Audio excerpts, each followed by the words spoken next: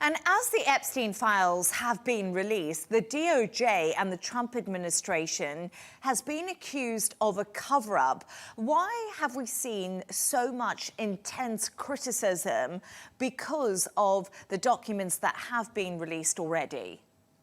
I think a lot of experts are saying that it's that the administration has really hamstrung themselves by the manner of the release, the way that they've handled it. They've effectively made the situation a lot worse for themselves because of confused messaging, mixed messaging. So, if we go right back from the start, Donald Trump said he was in favor of releasing the Epstein files, the so-called Epstein files, on the campaign trail. A lot of his supporters really want these documents out in the public domain. But then he went back on that and didn't really push for the release of those files. And then the pressure mounted, and then he had to do a U-turn.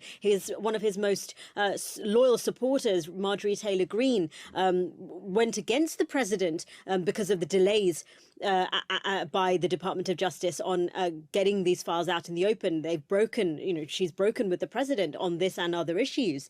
So this has been a real thorn in the administration side and President Trump's side. And in the latest series of documents that we've seen, we've had 10,000 released earlier in the week. We've now got these more than a million that are being, a million more that are being reviewed. And in these earlier documents, the way that some administration officials were messaging, on the one hand, some of those implicated some of those mentioned in the documents, for example, Bill Clinton administration officials went hard on making a big deal about this. But then in other documents that mentioned Donald Trump, they said, some of these don't take these with a pinch of salt. Not all the documents are true. Some of them are fake. Some of them are fabrications. Now, it has to be said, mention of a name in these documents does not mean that they are implicated in any wrongdoing. Bill Clinton, Donald Trump, they have not been accused of doing anything wrong. Donald Trump has repeatedly said he has no knowledge of Jeffrey Epstein, his activities. He said that he used to be friends with him back when they were in Palm Beach,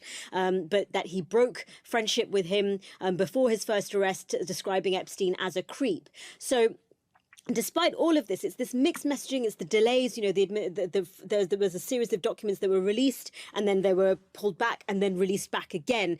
It's unclear why this happened. So all of this is leading to a lot of confusion and a lot of people leaving room for those accusations that there's something underhand going on.